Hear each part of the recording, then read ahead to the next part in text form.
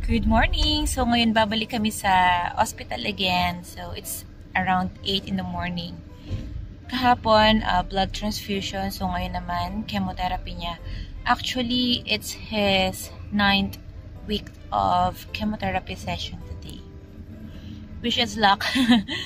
Kasi pag okay yung blood niya, nakakapag-take siya ng chemotherapy. Pero pag hindi siya okay, for instance, may problem sa white blood cells or sa mga red blood cells or sa platelets, hindi siya natutuloy. So, sana ngayong araw maging okay para makapag-take na siya ng kanyang 9th week of chemo.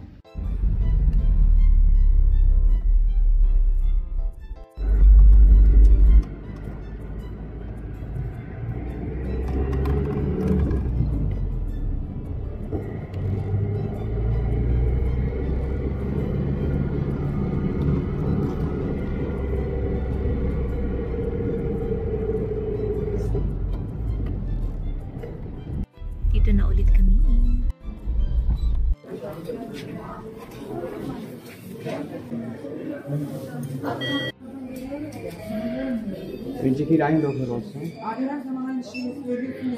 So, magpapakuha na naman siya ng dugo ngayon. Yeah, before every chemotherapy session, need niya magpakuha ng blood sample kung siya ay pwedeng mag-chemo. Kasi pag binigyan siya ng chemo tapos hindi okay yung dugo niya, magkakaroon ng problema.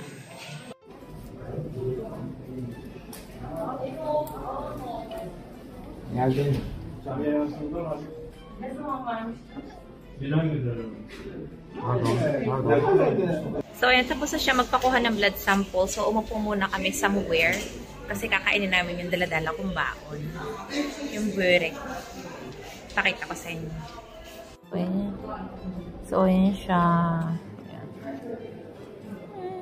Kain tayo. So, waiting ulit kami ngayon ng 2 hours para lumabas yung result ng kanyang blood. So, another 2 hours na naman. So, more or less, mga around 1 or 2 p.m. siya makakapag-start ng chemo in case na okay yung result ng blood niya.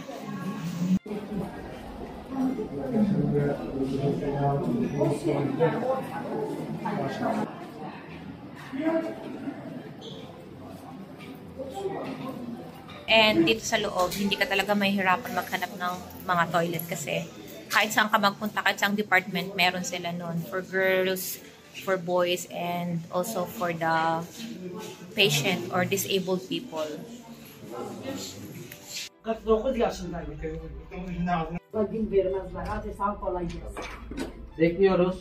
So guys, pauwi na kami kasi hindi maganda yung ano niya, yung white blood niya. Maganda, so pauwi na kami ngayon. Hindi na tuloy ang chemotherapy. Sobrang lamig ngayon kasi umuulan. Tapos hindi pa tuloy yung chemo niya. So, naresetahan siya ng injection, pampataas ng white blood cell. So, after a week, saka ulit kami babalik.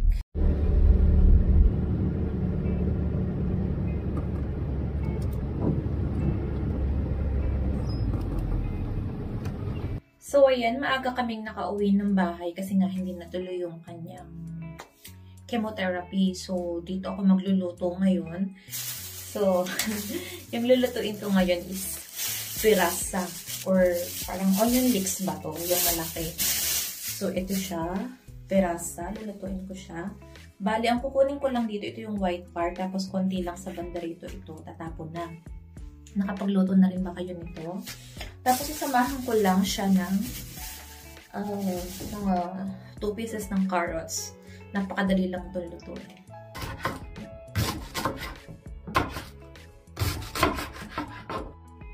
So, yan ba? Chop lang natin yung onion leeks ng ganito. Yan. Continue ko lang. Napakadaling lutuin nito. Pirasa. Kasi itong pirasa talaga, isa to sa mga recommended na kainin niya. Kasi mga greeneries, lalo pag lumalabnaw yung dugo. Minsan kasi nagno-nosebleed siya. Ibig sabihin na malabnaw yung dugo niya. So, kailangan niyang kumain ng mga greeneries. Kaya, minsan, nagluluto din ako ng broccoli. Broccoli lang talaga. And tapos ito, hindi na siya kasama. Tatapon ko na siya. Ito lang. Yan. Dalawa lang naman kaming kakain nito. So, isang tali lang siya ng pirasa. Ito siya. Tapos mag-chop din ako ng carrots.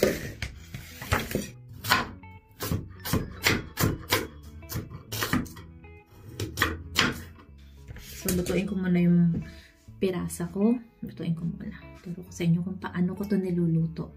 Hindi ko siya ituturo. Ipapakita ko sa inyo kung paano ko niluluto yung pirasa. Yan. Lagyan muna natin siya ng olive oil. Olive oil lang siya. Tapos una natin ilalagay ang carrots. Washed na siya. Siyempre, kailangan mong hugasan yan. Nilagay ko na siya kahit hindi pa mainit yung oil kasi para hindi masunog yung olive oil natin. So, yan. Ano siya.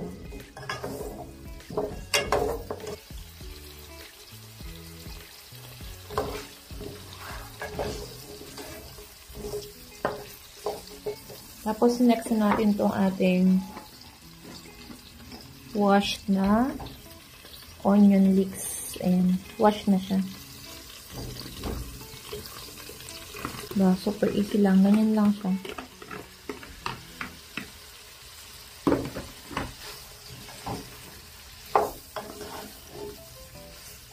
Next is lagyan natin siya ng pepper paste. Konti lang yung pepper paste. Ayan, ganyan. Ito lang siya. Pepper paste. So, yung pepper paste natin is medyo maalat konti. Yung pepper paste namin, bali, homemade siya. So, yan, pepper paste and tomato paste.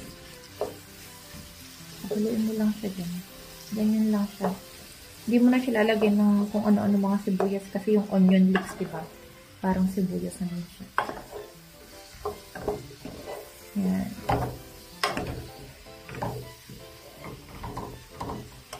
Ganyan lang ako magluto dito. Hindi masyadong komplikado. Pagka ganitong mga klase ng pagkain. Halu-haluin mo lang siya dyan hanggang sa mag-mix. Tapos mo siya, after mo siya mag-isa-gisa, lagyan mo lang siya ng teaspoon of salt. Tansya-tansya lang. Masyadong maalat. Tapos, black pepper. Lagyan natin konting black pepper. Ganito lang siya kaunti yung lalagay ko. Kung ano lang, para bumaba. Tapos, mix mo lang siya ng ganan. Lagyan mo ng hot water.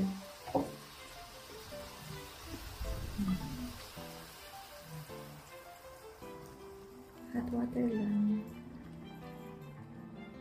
Enough to cover lang yan. Takpan ko lang yan.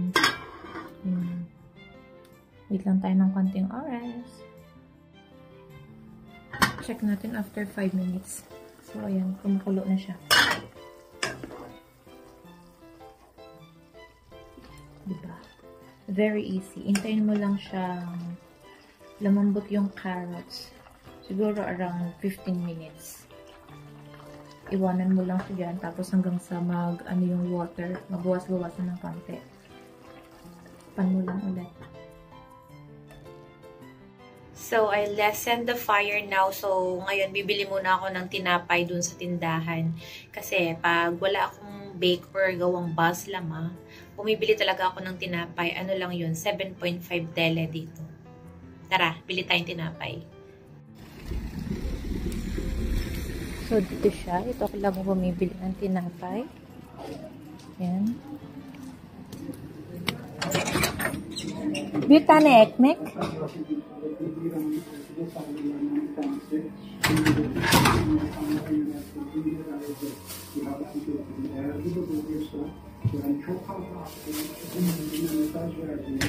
Teşekkür ederim. Ito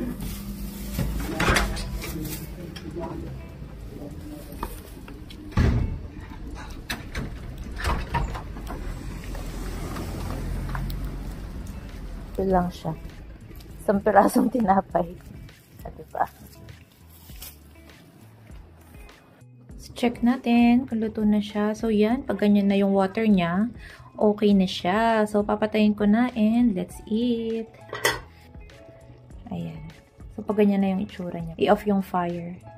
So, guys, that's all for today's video. Salamat sa panonood. Bye!